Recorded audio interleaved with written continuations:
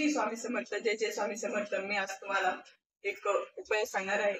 तो नवऱ्यासाठी करू शकता, मुलांसाठी करू शकता. मुलांची प्रगती होत नसेल, नवऱ्याची प्रगती होत नसेल, त्यासाठी फक्त महिलांनी करायचं आहे. आणि तो उपाय करण्यासाठी फक्त आपल्याला एकच वस्तू लागणार आहे. ती सुद्धा आपल्याला जास्त महागाची नाही, काहीच नाही.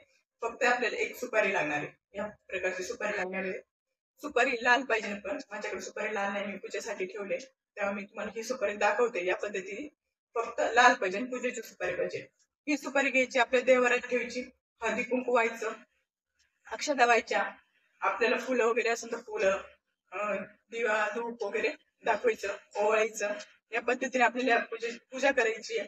आणि एक मंत्र मी तुम्हाला सांगणार आहे. तो मंत्र तुम्ही 21 वेळा सुपारी समोर ठेवल्यानंतर बघायचंय आणि 21 वेळेस एक मंत्र म्हणायचा आहे. तो मंत्र असा आहे: ओम नमो भगवते वासुदेवाय, ओम नमो भगवते वासुदेवाय नमो. असा हा मंत्र आहे. हा मंत्र 21 वेळेस सुपारी समोर म्हणायचंय, सुपारीकडे बघून म्हणायचंय.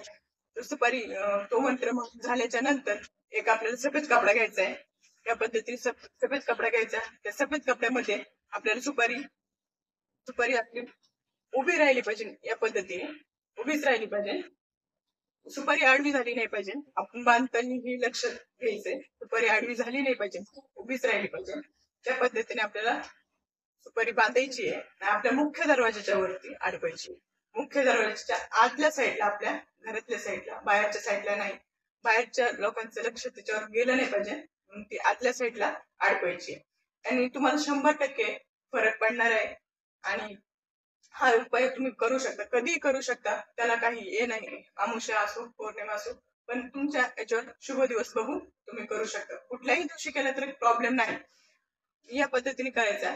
आणि याच्या आधीही मी तुम्हाला स्वामी भक्ती या चॅनलवर माझे अनुभव सांगत आहे. स्वामी विषयी माझे अनुभव, स्वतःचे अनुभव सांगत आहे. त्या चॅनलला सुद्धा तुम्ही भेट देऊ शकता. आणि हा व्हिडिओ आवडला असेल तर लाईक करा, शेअर करा, चॅनलला सबस्क्राईब करा. तोपर्यंत धन्यवाद.